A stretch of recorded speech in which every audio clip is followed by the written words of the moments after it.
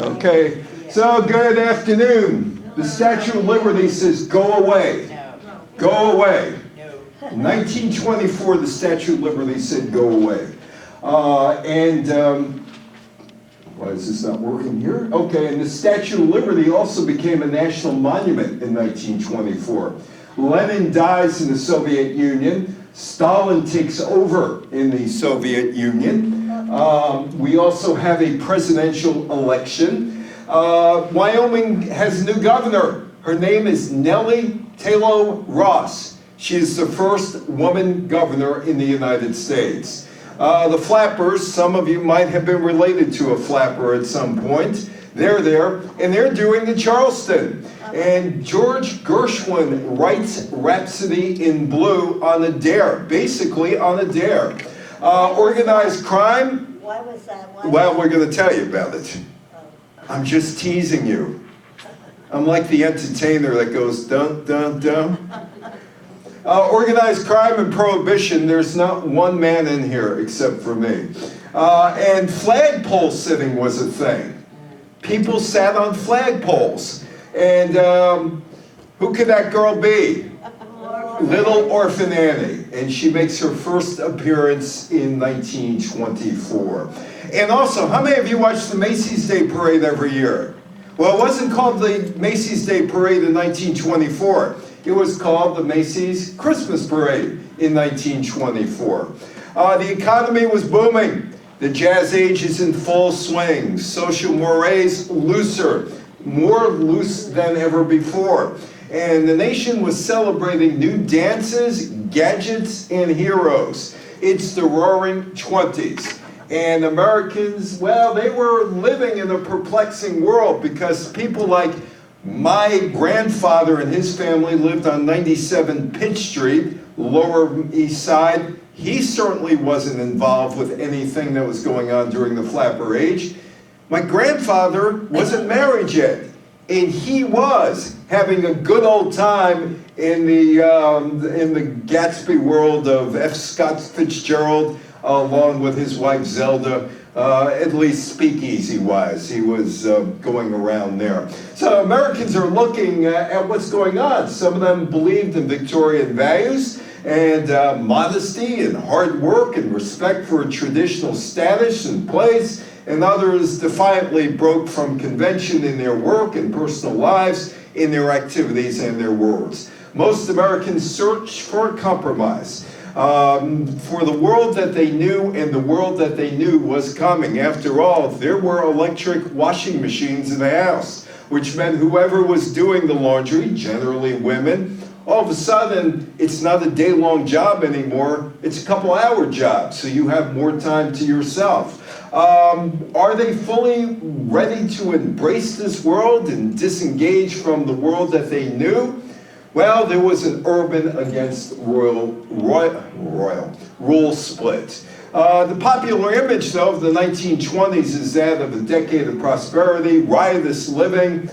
Don't tell that to my grandfather. He worked the docks in Lower Manhattan, and also he had mouths to feed, so he'd go up to the Bronx, and he was a boxer, too. He's about 6'2", 240 pounds. So riotous living, bootleggers, gangsters, flappers, hot jazz, flagpole sitters, marathon dancers, that is all part of the 1920s. But it was also a decade of deep cultural divide, more cosmopolitan, the modernist, the old urban culture against the more provincial, traditionalist, and rural culture. And the rural culture did not like what was going on in America, particularly with immigrants coming in. The American melting pot comes to an end. The Statue of Liberty says, go home. The headline here, America of the melting pot comes to an end. That was the New York Times headline on April 27th. There's an opinion piece written by Senator David Reed of Pennsylvania, claimed recent immigrants from southern and eastern European countries, you can figure that out in a minute, had failed to satisfy or satisfactorily assimilate and champion his recently passed immigration to severely restrict immigration to the United States. He proclaimed, the racial composition of America of the present time is thus made permanent. Well, who were they throwing out? They weren't throwing out anybody from Western Europe. They weren't throwing out Germans. They weren't throwing out English. They were throwing out Italians and another bunch of people who came from Eastern Europe. Like I said, you can figure it out. Statue of Liberty says, go home. Immigration bill is signed by the president, who happened to be Calvin Coolidge. Japanese ban becomes effective on July 1st. We don't want anybody from Japan in the country either. It's May 24th, and President Calvin Coolidge signed into law the Johnson-Reed Act. And I am sure none of you here are familiar with the Johnson-Reed Act. Anybody here ever hear of it? Hear of what? The Johnson-Reed Act, signed 100 years ago, that still impacts the country to this day. The Johnson-Reed Act established a permanent race-based quota system for immigrant Americans. The law excluded those ineligible for citizenship, Asians, Africans, and moved immigration inspection from American ports to foreign ones. The coalition of restrictionists had lobbied intensely for the Johnson-Reed Act. And wait till you hear this group that wanted the Johnson-Reed Act passed. Primary objective was to restore the ethnic makeup of the country's white population to that of the early 19th century. They planned to erase the demographic change of the new immigration of the late 1800s, 1890s, from Southern and Eastern Europe. How many of your relatives came from Southern or Eastern Europe? Our grandparents? Yeah, your grandparents. Where'd they come from? Russia. Russia. Who are they stopping? Russians, Czechoslovakians, Poland, Austria. That's who they're trying to keep people away. Romania. The campaign against immigration, America First. Well, you come to this country, you better assimilate. And if you keep any of your traditions, we don't want you. That's from Ellis Island. That's a poster from Ellis Island. Before the act, there were smaller attempts to restrict immigration. The most important was the 1882 Chinese Exclusion Act. Thank you for building the railroads, get out. Which was quite a bold law that singled out for the first time an ethnic group for restriction. Starting in the 1880s, there was a historic wave of immigrants coming from Southern and Eastern Europe. I am a product of that. All four of my grandparents, well, actually two that were born here, but they came from Eastern Europe or Russia or Poland, depending on what the border was set. They were Jews, Italians, and others. Lawmakers tried to stem that wave, but they couldn't in 1890 or 1900. There was a literacy test, and that device was to restrict the total number of immigrants while not offending the large element of ethnic voters. The old immigration, the Brits, the Dutch, the Irish, Germans, Scandinavians had fallen off. And they were replaced by the new immigrants from Italy and from Russia and from other points in the Southern and Eastern Europe continent. The old immigrants were voters and strongly approved of the redistricting and restriction of the new immigrants. 1896, the Republican campaign platform called for a literacy test, of which I am sure my grandfather would not have been able to pass. I am absolutely certain of that. My grandmother, on the other hand, well, she was a Lower East Side Democratic head, local. And my aunt was Bella Abzug's chief of staff. Remember Bella Abzug? So that family, the Stillers, of which Jerry Stiller was part of them, remember Stiller and Mirror? They would have passed. The other side, they would never have been let in. Ellis Island, you pass through that door. And basically, they asked you a couple of questions and said, yes, you could come in. No, you can't. The campaign against immigrants. Literacy tests were vetoed in 1913 by the President William Howard Taft. The president explained his voting, stating, it was a visit through the Lower East Side of Manhattan, where my people come from, that led me to veto the immigration bill containing the literacy test when it finally came to me. I saw among the young men and girls of the East Side a spirit of appreciation, a gratitude, patriotism that wouldn't hurt some of those fathers and grandfathers who were born in this country.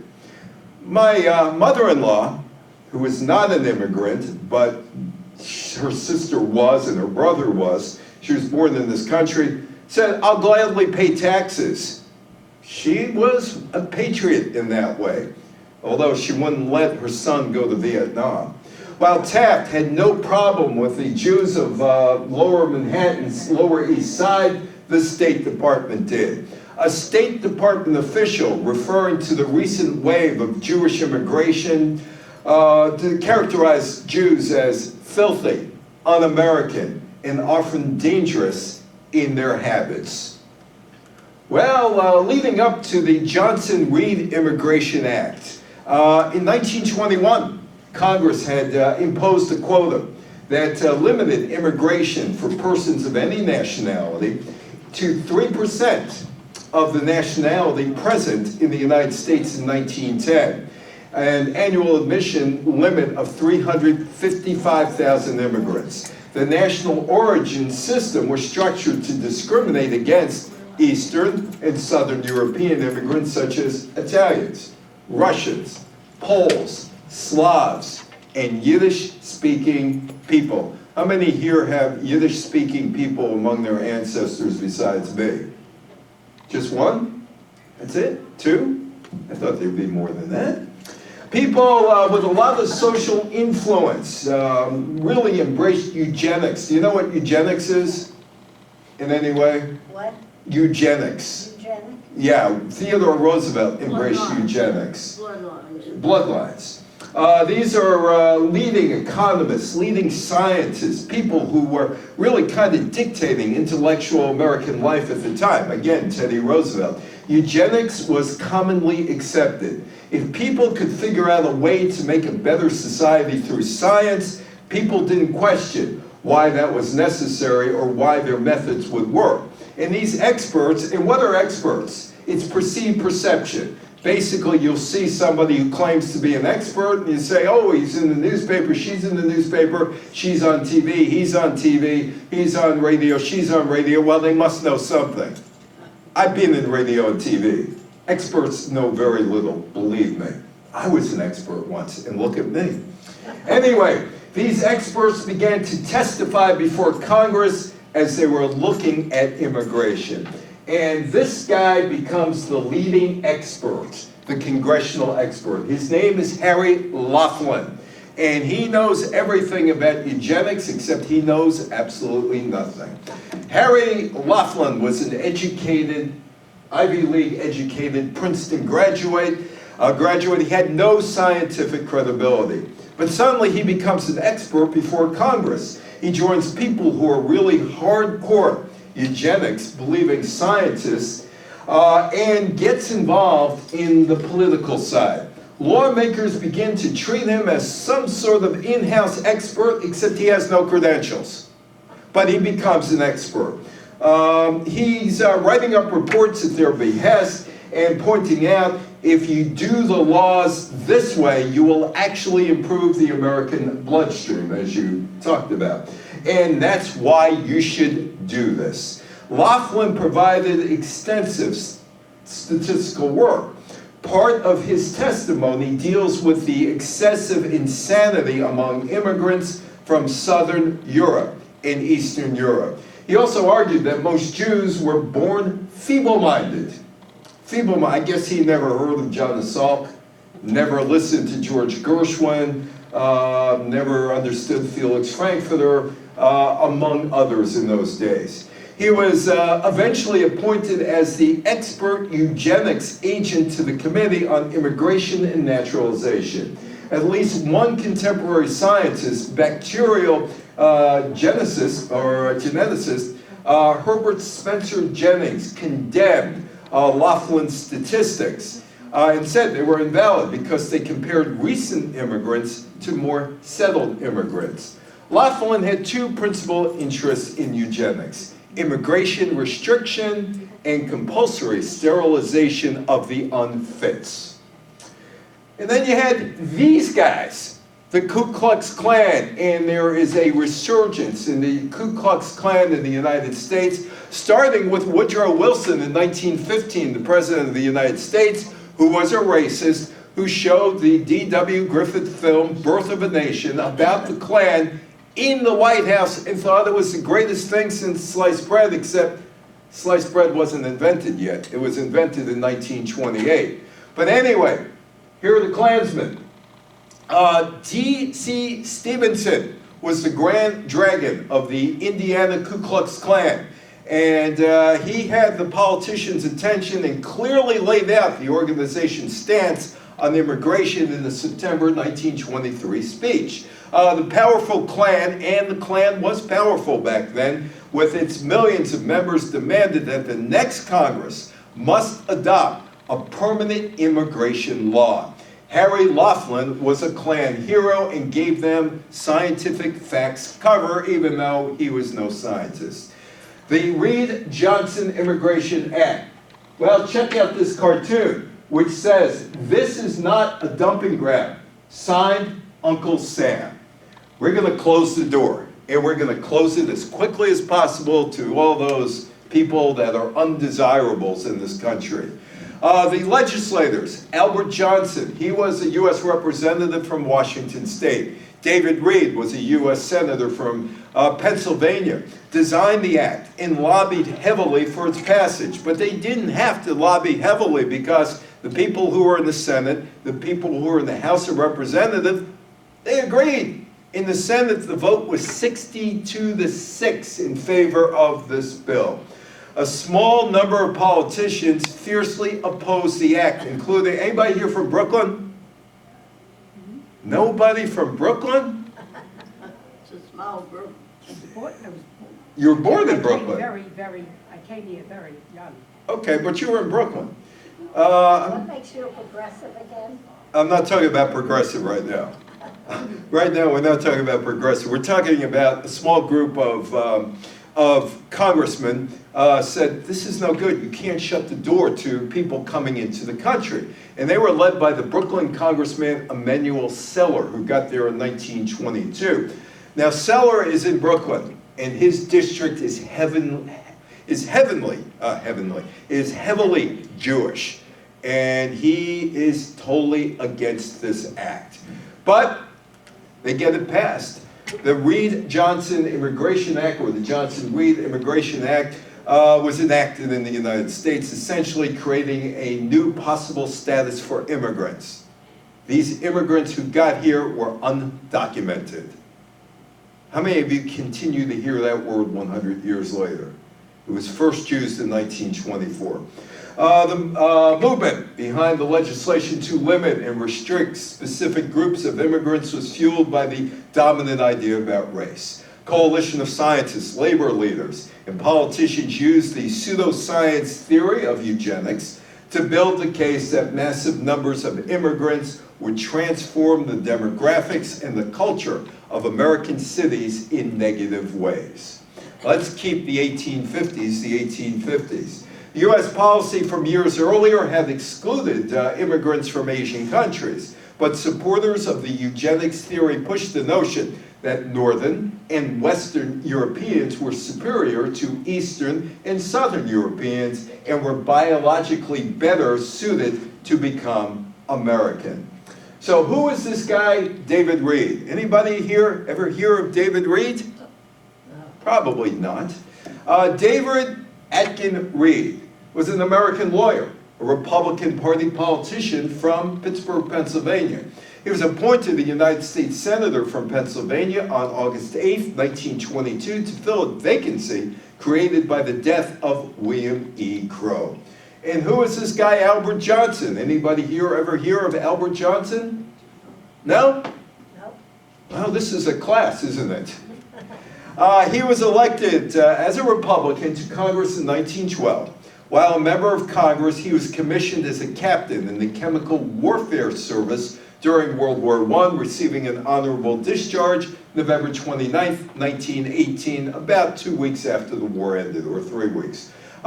He served as chairman of the Committee on Immigration and Naturalization, where he played an important role in the passage of the anti-immigration legislation of the 1920s.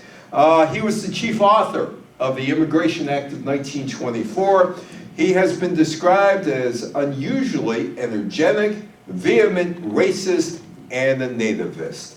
The new law. Here is a cartoon. No, this is from the New York Times, and it points out the countries that are now on the list of let's not bring anybody in. That is Soviet Union, Eastern Europe, of course, and the countries that are okay, England, Ireland, Germany. Those are okay. You can come in from those countries. The other countries, you can't. Africa is totally blocked out, and also or blacklisted, and so is Asia. The Johnson-Reed Act was a project of racial engineering, but it was also an expression of foreign relations. In addition to severely restricting immigration, the Johnson-Reed Act redefined American foreign policy. In the past, immigration had been brokered through international treaties and negotiations. With the Johnson-Reed Act, America alone would control immigration, and it would do so according to a nationalist vision.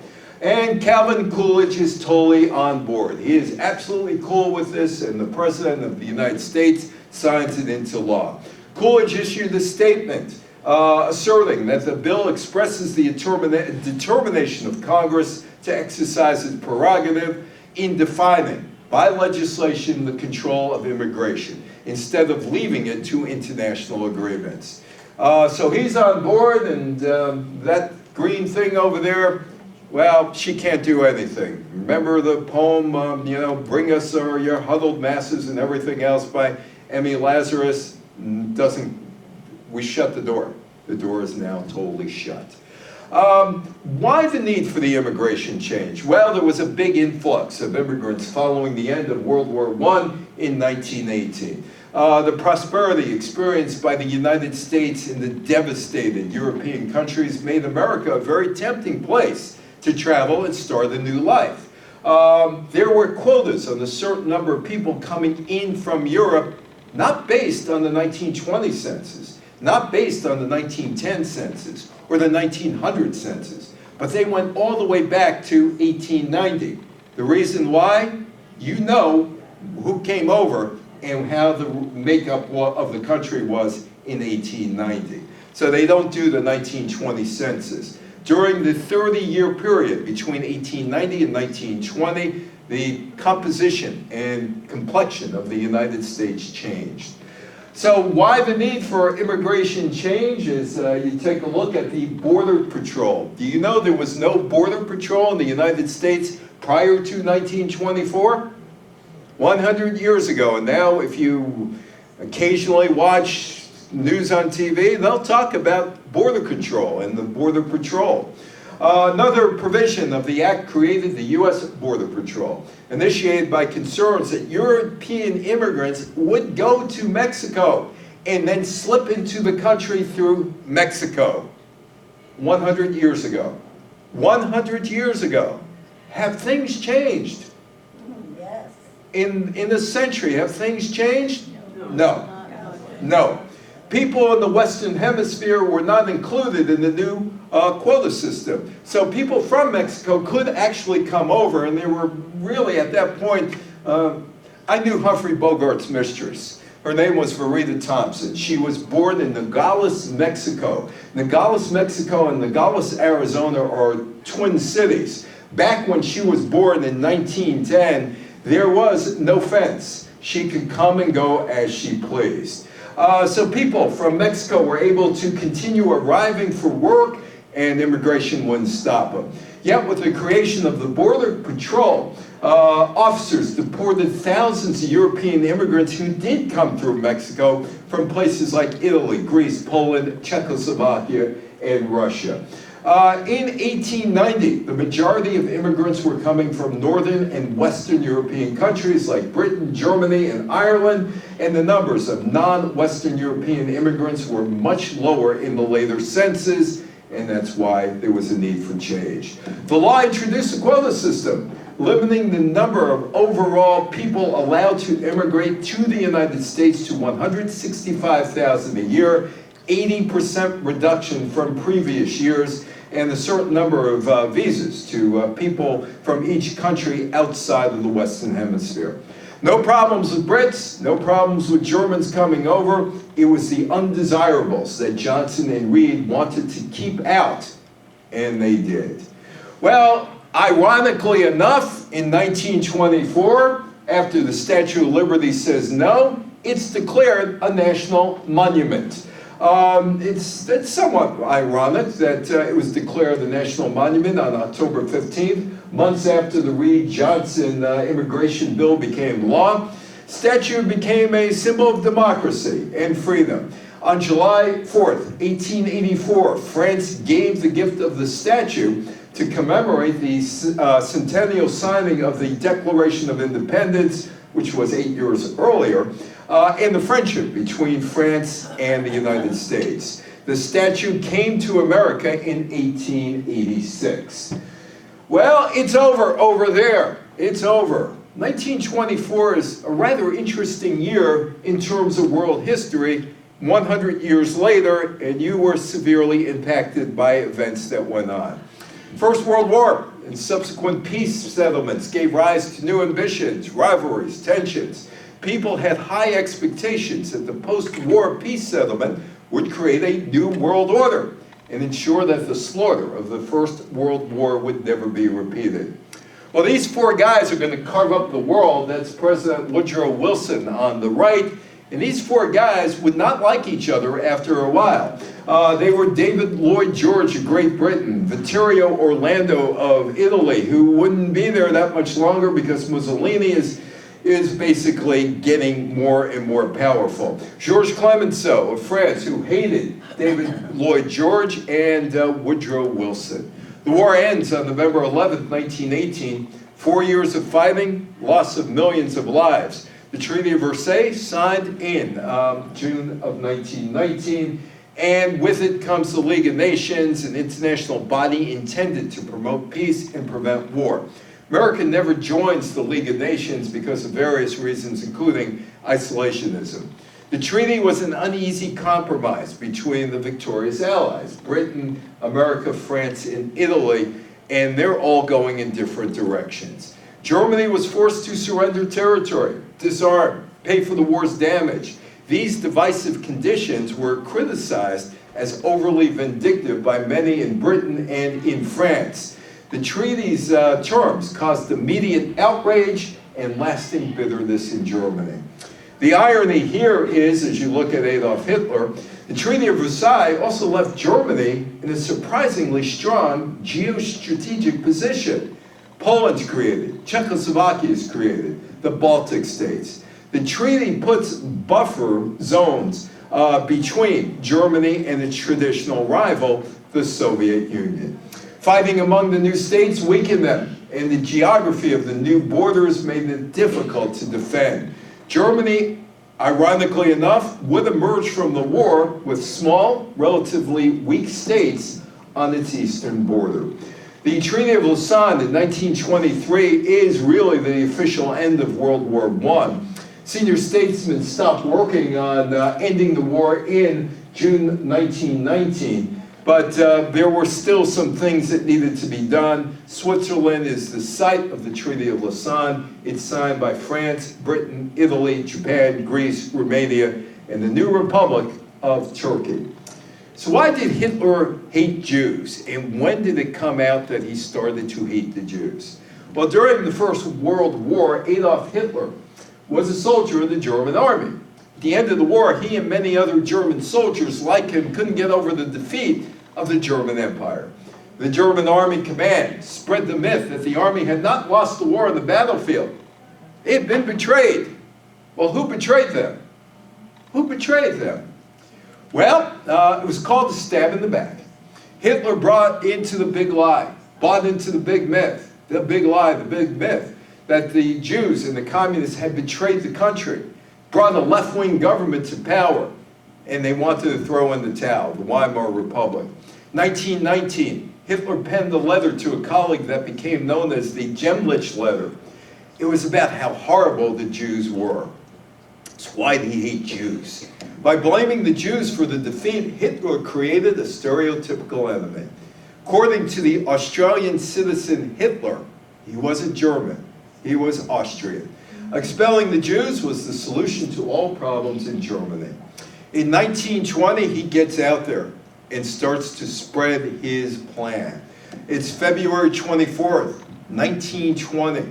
He's 31 years old, and Hitler delivers the Nazi Party platform to a large crowd in Munich, an event that is often regarded as the foundation of Nazism. The German Workers' Party had existed.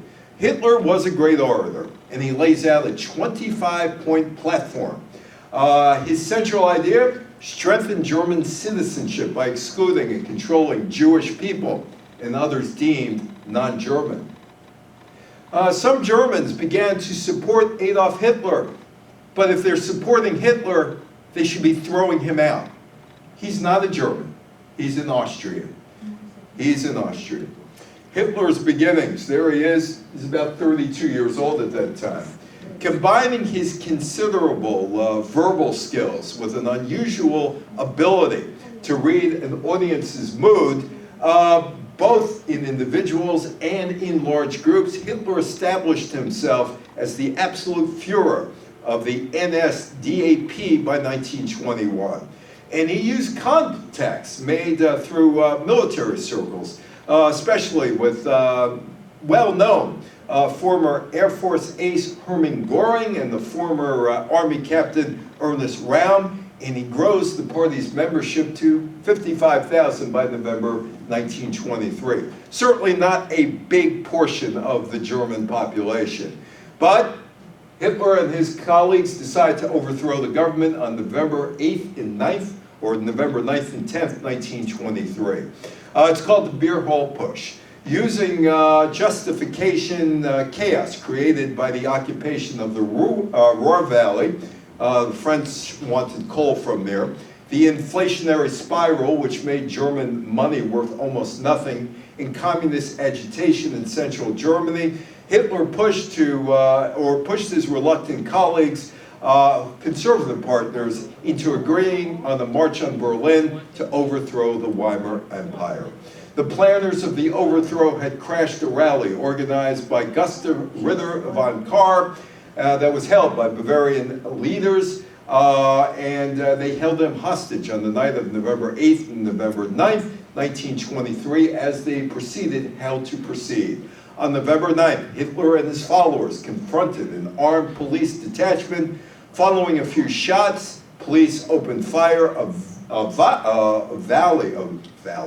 volley that effectively suppressed the Beer Hall Push. After the failed push, German authorities banned the Nazi Party and its formations and arrested many of the ringleaders, including Hitler, on high treason.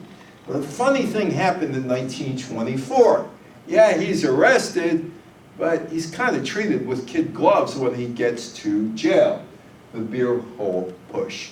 The trial was held between February 27th and March 24th, and that enabled Hitler to act as the patriotic nationalist, even though he wasn't German, who honorably motivated, merely defended the German nation against the so-called November criminals and the authorities of the Weimar Republic, who basically kneeled down to Western powers, and their inability to conquer the Bolsheviks and their threat represented the real high treason against the German people. And there is Hitler. Hitler is on trial. On the first day of the trial, Hitler gave a speech that lasted over 3 hours. He spoke of his military service. He spoke of his aimless years in Vienna when he was a failed artist, and he was forced to earn his own bread. His final speech during the trial lasted 2 hours. He blamed Germany's decline on the Jews and the Marxists. reiterating that he had been called upon to restore the country to its former glory, which, if you watch the producers and Mel Brooks' Springtime for Hitler, that's one of the lyrics in the song.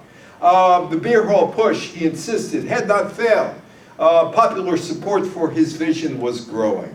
In his closing argument, he declared he would ignore the court's verdict because the internal court of history would acquit him. Hitler was winning the public relations battle by using his 25-day trial as a showcase for his extreme right-wing views, even though he was losing the case.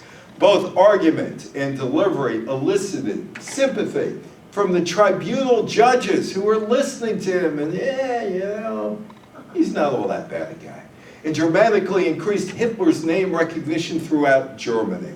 Though convicted of the high treason charge, the Munich court handed down the lowest possible sentence, 5 years, of which he only serves 9 months in relatively comfortable position, comfortable position at the Landsberg prison.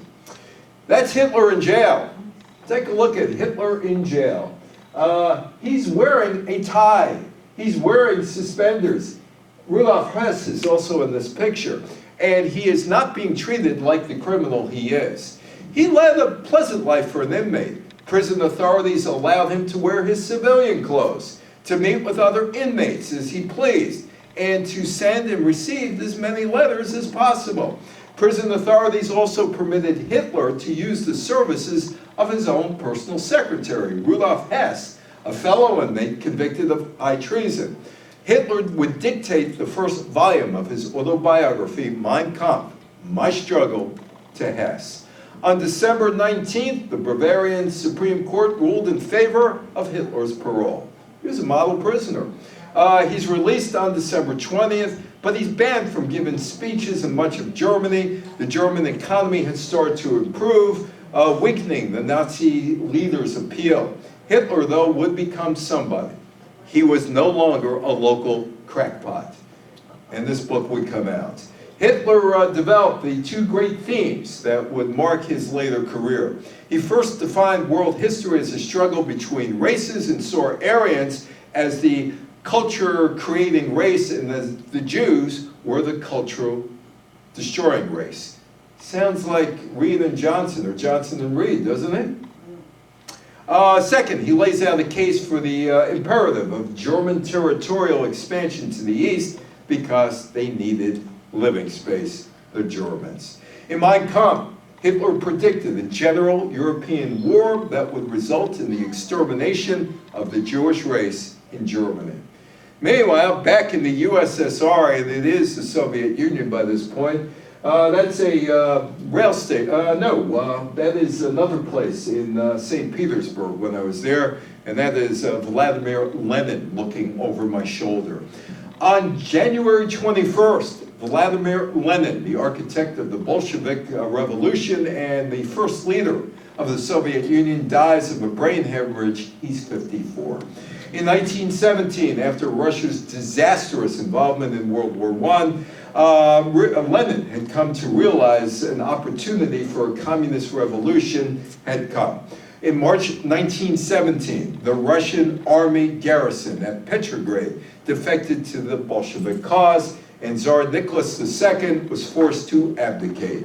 Lenin immediately left Switzerland, crossed German enemy lines, to arrive at Petrograd on April the 16th, 1917. Lenin is dead. 6 months later, under his leadership, the Bolsheviks seized power in Russia, and Lenin became the virtual dictator of the country. But there was a civil war, and foreign intervention delayed the complete Bolshevik control of Russia until 1920. Lenin's government nationalized industry and distributed land. On December 30th, 1922, the Union of Soviet Socialist Republics was established. He had his first stroke on May 22nd, 1922, recovered, began work again, limited scale, and then he became ill again in December 1922. He would live for another 13 months, but the party and the Soviet government actually was running without his leadership since the end of 1922. And one of the guys who decided he was going to take over is the guy on the right, Joseph Stalin. After Lenin's death, Stalin begins to ruthlessly promote himself as his political heir. Many in the party expect that Leon Trotsky would be the natural successor, but his ideas are too realistic for the majority of the Communist Party. Stalin develops his own nationalistic brand of Marxism, socialism in one country, concentrating on strengthening the Soviet Union rather than world revolution. That was Leningrad. It is now called St. Petersburg. It was Petrograd, but it didn't last long. After Lenin died, the city of Petrograd did not delay changing its name to Leningrad in honor of the man who led the Bolshevik Revolution. There is a presidential election in 1924. It would be Calvin Coolidge against a guy named John W. Davis, who you've never heard of, right? Nobody in this room's ever heard of John W. Davis. Well, hey, have a full dinner pail. There's some prosperity. America's doing well. After all, after the war, America is really the only country producing goods for a long time. Presidential election was held on Tuesday, November 4th, 1924.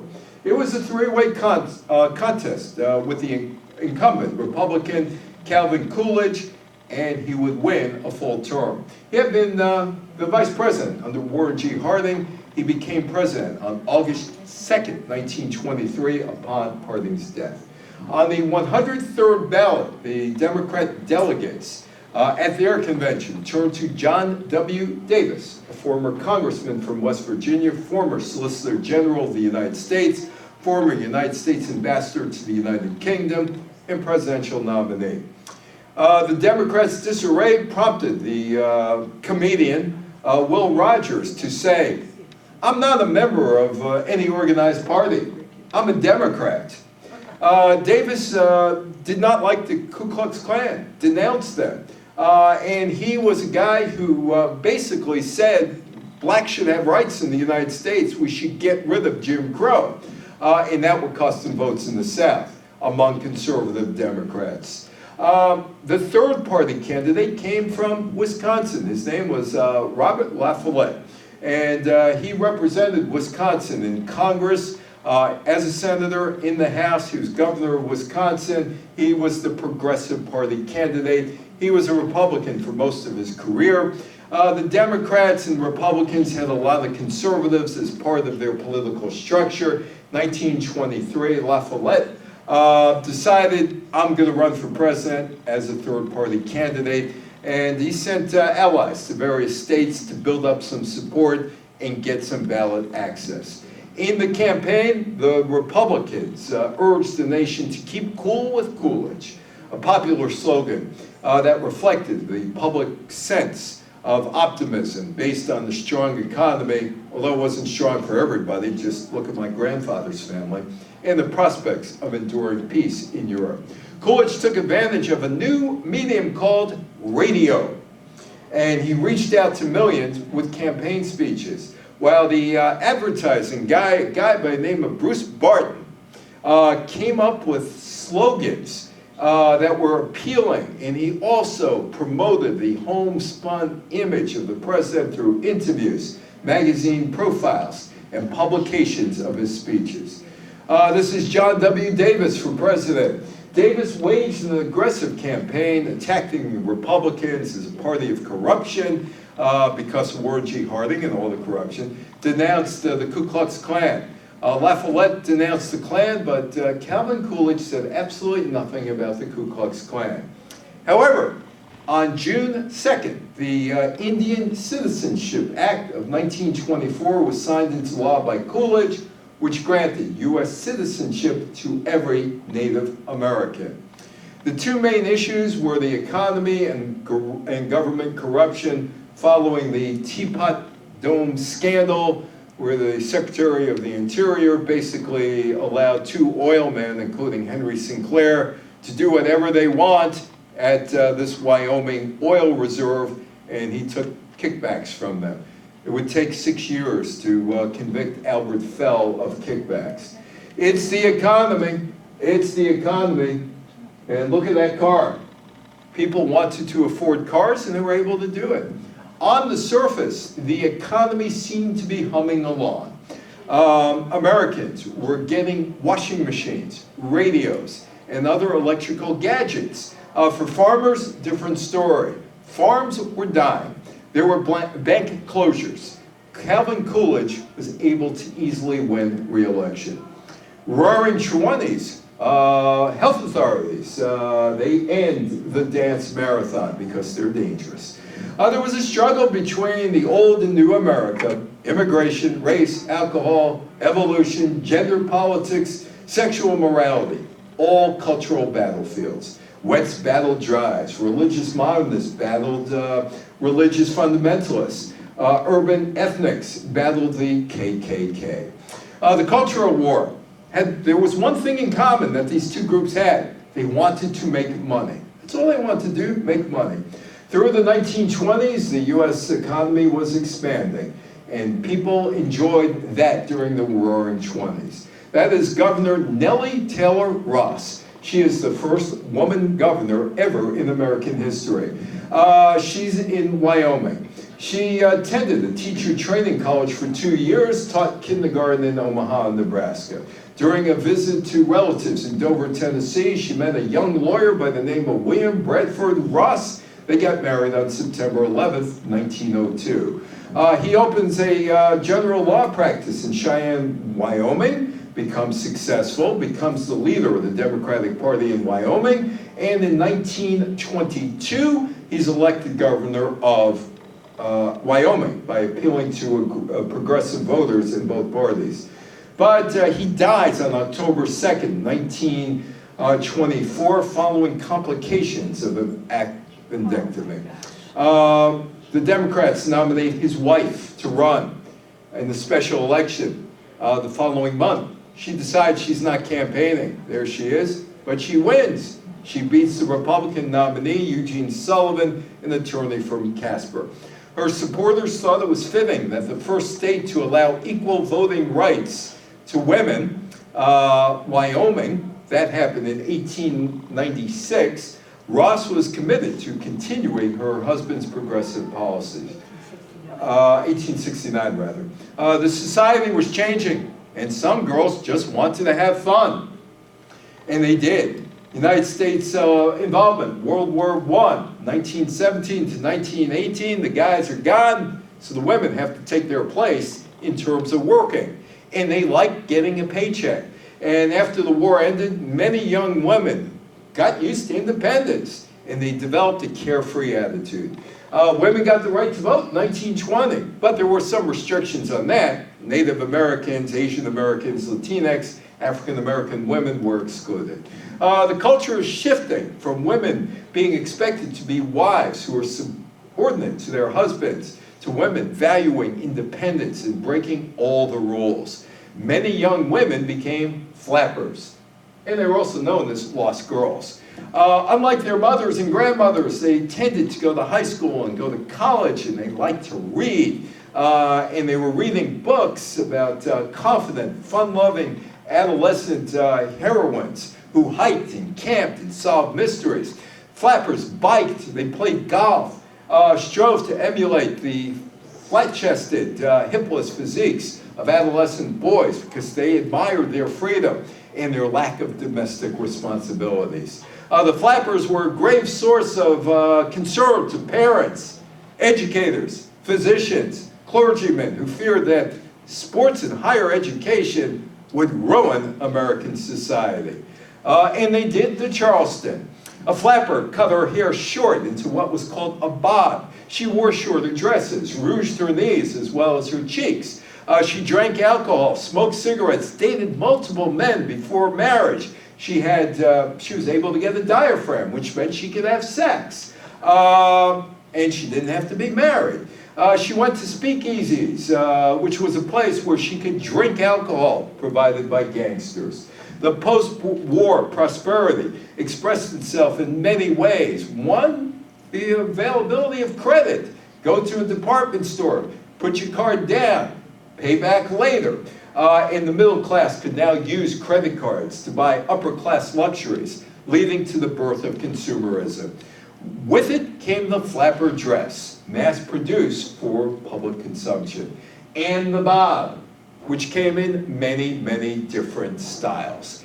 New magazines, or rather new cosmetic companies, sold skin creams to eradicate wrinkles. Magazines advertised flappers' hairstyle, clothing, plus extreme diets and dubious claims for slimming effects of cigarettes and chewing gum. Some women resorted to a new voguing cosmetic surgery, get a facelift, or a nose job, kicking off an era of damaging self-scrutiny, obsession with weight, youthfulness, and body image.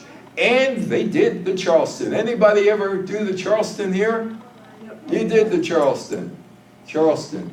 That was a problematic dance. It was one of the most popular dances and songs of all time.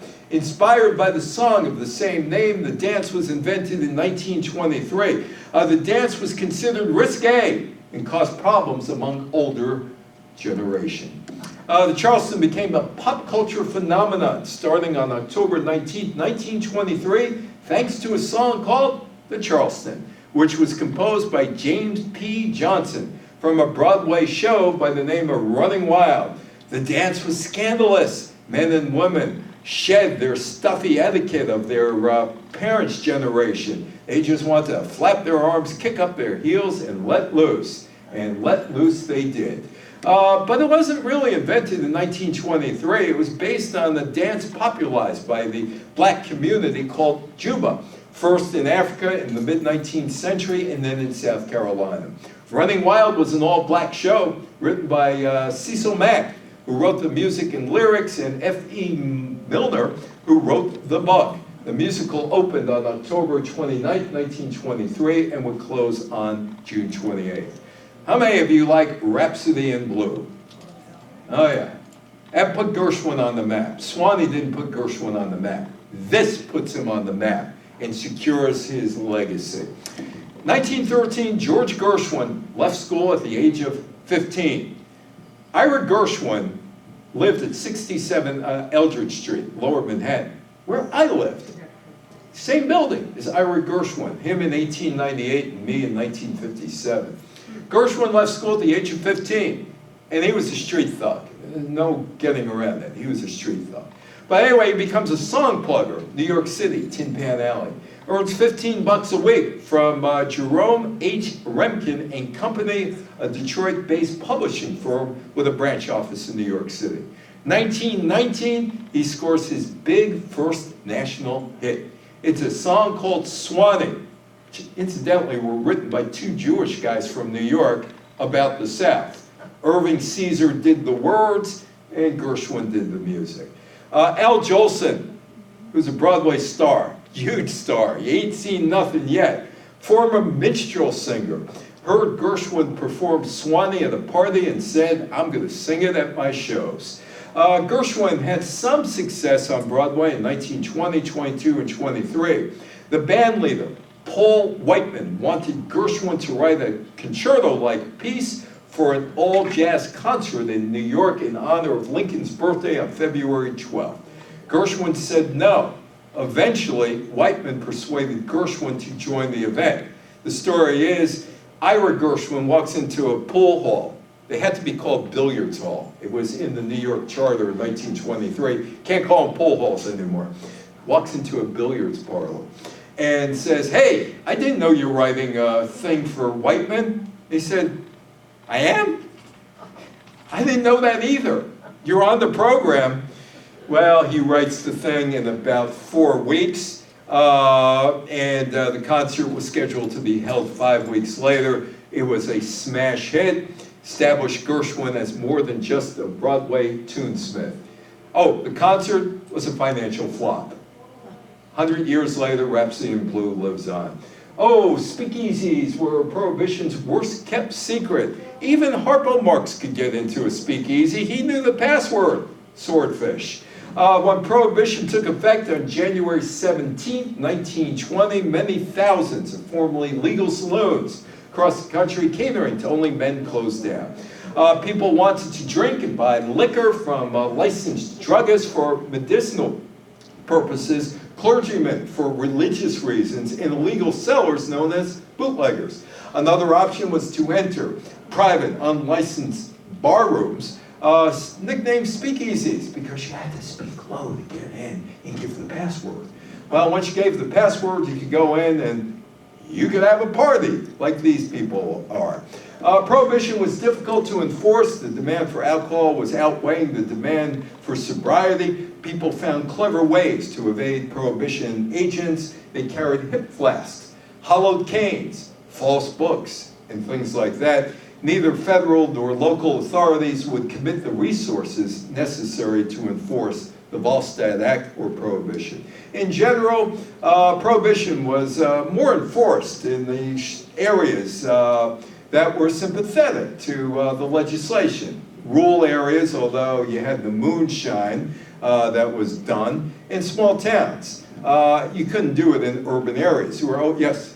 Wasn't the 21 Club? Yes. Yes, it was. I spent a lot of time at 21 Club, and I knew the back rooms. They showed it to us. That could have been the 21 Club, right there. There were also many unintended consequences of prohibition. Some cash-strapped restaurants shuttered their doors because they could no longer make a profit because they couldn't sell liquor. Thousands of people died every year from drinking cheap moonshine tainted with toxins. And revenue shrank for many states that had relied on liquor taxes to fund roads, schools, and other public benefits. And there were beer wars in Chicago. This guy is looking as they shot up someplace. The Prohibition era encouraged the rise of criminal activity associated with bootlegging. In Chicago, Johnny Torrio and Al Capone created their criminal group called the Outfit. Just after Prohibition started, the Outfit was mostly Italian Americans, and they would fight. They would fight violently in the 1920s. They would fight the gangs of Irish and Polish gangs, including Dion O'Banion, Jaime Weiss, George Bugs Moran, who controlled the illegal liquor trade on the city's north side. The Outfit gunned down O'Banion on November 10th. The beer wars are just starting. J. Edgar Hoover takes over the Bureau of Investigation. He was determined to reform the Bureau, and he did it quickly, made it a model of professionalism. He did so by weeding out political hacks and incompetence, laying down a strict code for agents, instituting regular inspection of headquarters and field operations. He insisted on rigorous hiring criteria, including background checks, interviews, physical tests for everyone who applied. How many of you would sit on the flagpole? Nobody? No. Well, Shipwreck Kelly did. Alvin Kelly used the name Shipwreck, and he complained. Yeah, he said, "I survived the Titanic." He didn't. He claimed that he had other close calls in his life. Maybe he did. He said he survived 5 shipwrecks, 2 plane crashes, 3 car accidents, 1 train derailment. Luckiest guy on earth. Most likely he acquired his nickname in the boxing ring. As boxer critics claim, he was often adrift and ready to sink. He was dared by a friend to climb to the top of a flagpole in the Philadelphia, outside the Philadelphia store. Never one to back down from a dare, he quickly ascended the pole, perched himself on top. The stunt attracted a large crowd, many of whom went inside to shop in the store. Store manager encouraged Kelly, "Stay there, it's good for business." He starts an unusual fad, flagpole sitting for days at a time. How did he go to the bathroom? How many of you like Little Orphan Annie? Now, if I wasn't running so far over, I would tell you the backstory of Annie, but I'll do that when I give a 1977 speech, a guy by the name of Tom Meehan, who I knew. Little Orphan Annie makes its debut on August 5th in the New York Daily News, and then it's in the Chicago Tribune a couple days later. Harold Gray explained how he chose his title character. At the time, little boy strips were the rage. That's the one reason I decided on a little girl. I chose an orphan because I didn't want to get involved with a lot of relatives. I wanted to keep a simple story built around a character who would be as real to the readers as Annie was to me. How many of you watch the Macy's Thanksgiving Day Parade every year on TV? How many of you attended it? I was on the second floor of a building. Second floor, that's the best way to watch it. Second floor of a building. I've never attended it. That's one of the things I've never done as a New Yorker. Go to that, go to the top of the Empire State Building. But it didn't start out as a Thanksgiving Day parade to showcase the opening of the world's largest store and the 1 million square feet of retail space. At the start of the busy holiday shopping center or season, Macy's decided to throw a New York parade on Thanksgiving morning. The parade was not about Thanksgiving at all, but the next major holiday on the calendar, Christmas. Macy's hoped the Christmas Day parade would whet the appetite of consumers for a holiday shopping feast. To match the nursery rhyme theme in the Macy's Christmas window display, the floats featured Mother Goose favorites such as the Old Woman Who Lived in the Shoe, Little Miss Muffet, Little Red Riding Hood. Macy employees dressed as clowns, cowboys, sword-wielding knights. Well, the 1924 legacy, and that is my wife and my eldest, 40 years ago, at the border, the Mexican-United States border, outside of Tijuana. A century later, the Reed-Johnson Act remains in effect. It's caused major problems in dealing with immigration. There have been a few revisions to the act, but build the wall, immigration, illegal aliens, undocumented are major buzzwords in political campaigns, and seemingly no politician from any side, from either side of the political spectrum has a solution. But on cable TV, and I've done MSNBC, and I've done the Sam Donaldson show and those shows, pundits on cable TV make a lot of money off the issue. But none of these TV pundits or newspaper op-ed contributors or talk radio experts have ever offered a solution. That is Rostock, Germany. And that sign says no Nazis allowed. Adolf Hitler and the Nazi Party rose to power in 1932. Harry Laughlin, remember the guy who knew everything for Congress, the eugenics guy, had links to the Nazis in the mid-1930s. Germany annexed Austria and Czechoslovakia in 1938. Germany invaded Poland September 1st, 1938, which started World War II. Japan bombed Pearl Harbor December 7th, 1941. The war ended in 1945. The Nazi Party has been outlawed in Germany. That's the hammer and sickle in St. Petersburg, Russia. Stalin consolidated his power in the Soviet Union by 1929. He led the nation until his death in 1953. He allied with the West during World War II, then sparked a Cold War with the United States in 1946. The Soviet Union collapsed in 1991. There are two people dancing the Charleston. The flapper lifestyle and look disappeared after the stock market crash in 1929. Coolidge prosperity ended. Unable to afford the latest trends in lifestyle, the once vibrant flapper women returned to drop hemlines, and the flapper dress disappeared. In 1963, Betty Friedan released the book, The Feminine Mystique, which referenced the flappers. The book was the start of the 1960s women's rights movement. Prohibition ended in 1933. J. Edgar Hoover died in his sleep on May 2nd, 1972. He led the FBI for 48 years. That is George Gershwin's piano at the Smithsonian Institute. Gershwin died from a brain tumor in 1937. He was just 39 years old. George Gershwin, along with his brother and lyricist Ira, continues to tower over the music industry. Porgy and Bess is now widely regarded as his masterpiece. His influence on musicians is massive, and his songs have not faded from public ears. That is the play Annie. How many of you saw Annie? That is the play Annie from 1977.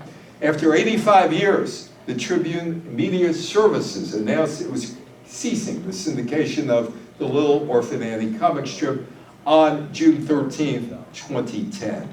There was a 1930s radio program called Adventure Time with Orphan Annie, sponsored by Ovaltine. A 1977 Broadway musical written by Tom Meehan, who I knew and lost contact with, which was one of the stupidest things I ever did, not keeping in contact with him. And there were several movies. Meehan once told me that he bought the rights to the Broadway play rights to Annie, and he said after reading Annie, he thought it was a lousy idea. The play was saved by Mike Nichols, who saw it in summer stock up near New Haven, Connecticut in 1974. And Mike Nichols sunk $500,000 into it and told Tom, "You're sitting on millions of dollars." Tom didn't believe it, but they moved ahead. And even though Meehan once thought that Annie was a lousy idea for a play, Tom Meehan made his mark on Broadway. And finally, the Macy's Thanksgiving Day Parade is still going strong, even if Macy's isn't. It was first broadcast on radio in 1932. Imagine listening to a parade on radio. It was on Channel 4 in New York in 1946, and since 1947, it has been seen around the country. Thank you so much. Any questions, any comments? Your turn. Nobody has anything to say? Well, it's overwhelming, isn't it? Yeah. It was, but that was 100 years ago. And how much of what happened 100 years ago is still relevant today? Very much. Very much. Have people progressed in the 100 years? Yes or no? No, well, it's gone into a different identification. Yeah. But that was 100 years ago. Immigration questions never been addressed properly. Never been addressed properly. Is there any interest in it currently? Oh yeah, every day. Every day. Well, it's on the news. Yeah, but well, not it's in every day. positive But way. it's only talked about for political convenience. Because if they wanted to solve it, they could have solved it. But people make money off of it. Politicians make their names off of it. They get elected off of it. And the immigration has changed, obviously, because it's now about Mexico and illegal aliens. But back then, it was about Eastern Europeans. Okay, nobody else? Well, I hope, I don't know if you can enjoy this or not, but I hope you found it interesting. Very. And how the more things change, the more things stay the same. We'll see you in a few weeks. And we're going to do, it's President's Month next month. And we're not going to talk about the father of the country, George Washington, because he never had any kids. We might talk about the father of the country, Warren G. Harding, and his friend Jerry. And we'll leave it at that. I'm leaving you with a cliffhanger. Warren G. Harding, who died in 1923, and it's going to be about 1923, and his friend Jerry. See you then. Bye-bye.